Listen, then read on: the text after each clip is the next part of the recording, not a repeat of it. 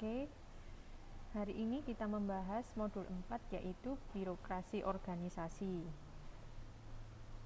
Teman-teman, ada pendapat mengenai apa itu birokrasi organisasi? Silakan.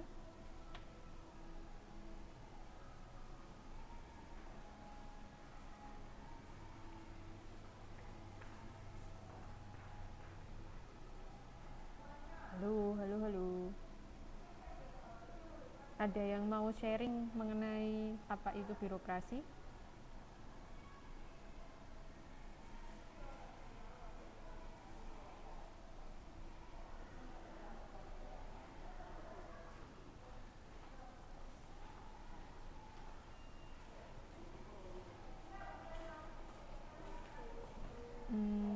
Ada lagi?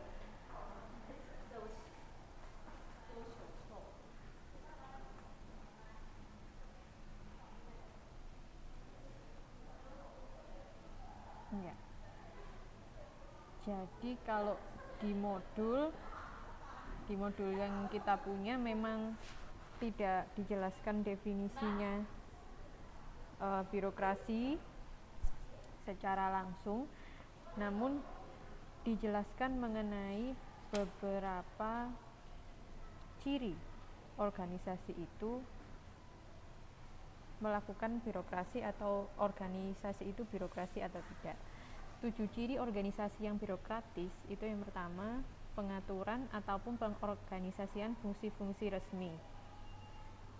Jadi fungsi-fungsi atau tugas-tugasnya itu diatur dan diorganisasi secara resmi, bukan hanya sekedarnya saja, tetapi ada secara tertulis bahwasannya dia atau seorang anggota organisasi itu melakukan fungsinya tersebut.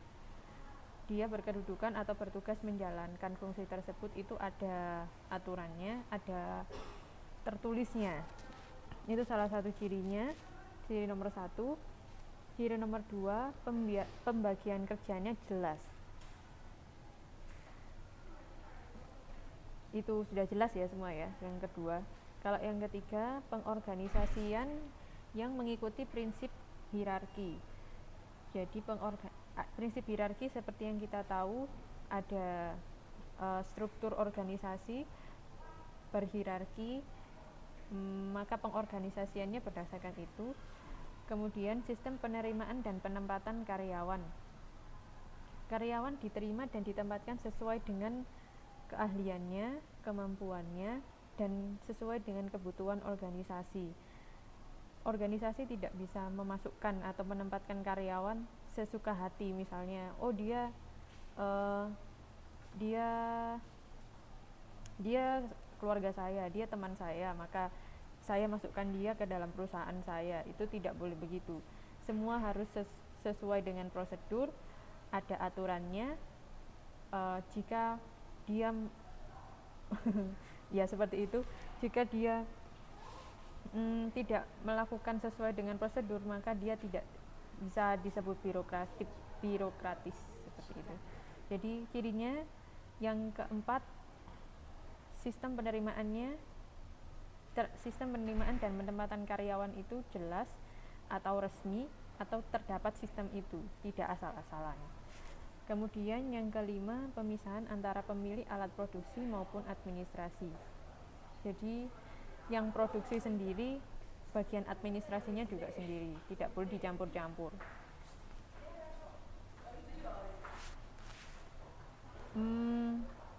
Yang keenam, objektivitas dalam pelaksanaan tugas. Anggota organisasi melaksanakan tugasnya ya secara objektif, tidak boleh harus sesuai dengan yang ditetapkan semacam. Kemudian yang ketujuh, semua kegiatan dilakukan secara tertulis. Jadi yang seperti saya katakan yang pertama tadi kan, fungsi-fungsinya resmi itu tertulis, pembagian kerjanya juga tertulis, penerimaan karyawan semuanya tertulis. Itu baru bisa dikatakan organisasi itu birokratis. Ada pertanyaan?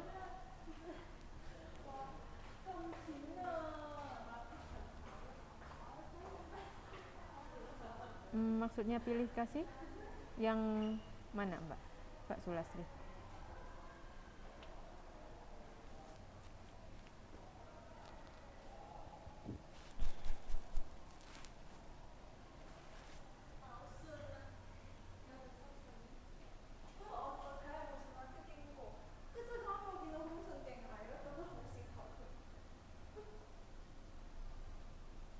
Ya, Mbak Sulastri, maksudnya apa ya? Yang pilih kasih itu, yang objektivitas ya? Ya, ya, ya, ya, dipahami. Iya, jadi harus objektif, nggak boleh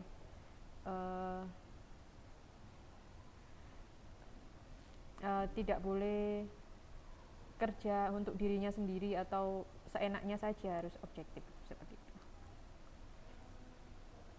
Waalaikumsalam, selamat datang Mbak Ringgi.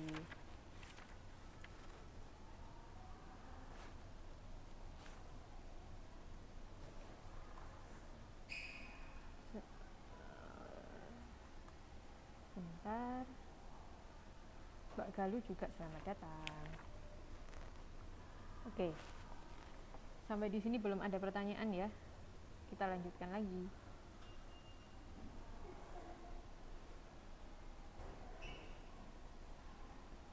Muhammad Riwahi.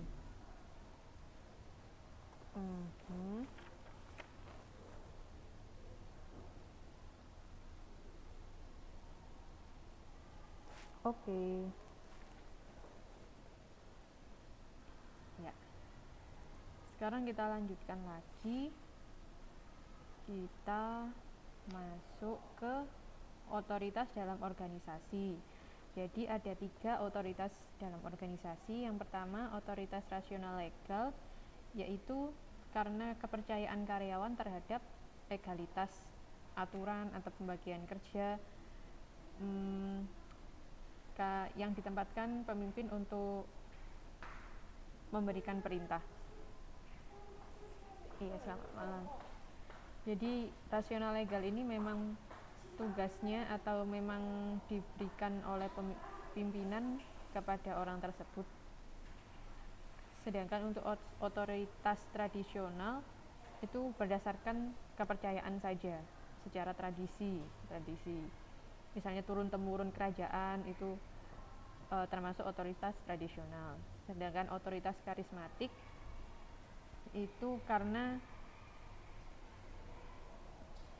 selamat datang Mbak Trining sih.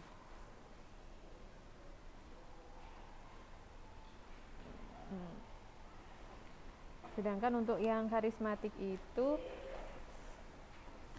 karena seseorang mempunyai kepribadian yang berkarisma. Oleh karena itu dia dijadikan panutan atau dijadikan panutan semacam itulah oleh yang lainnya, semacam itu.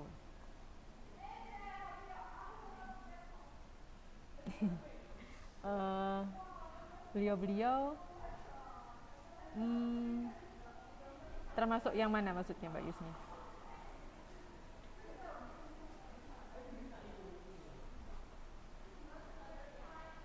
Oh.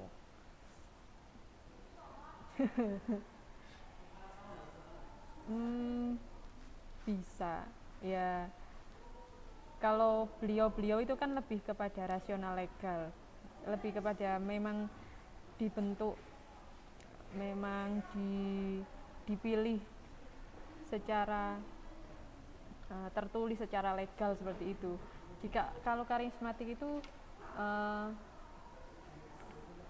apa ya?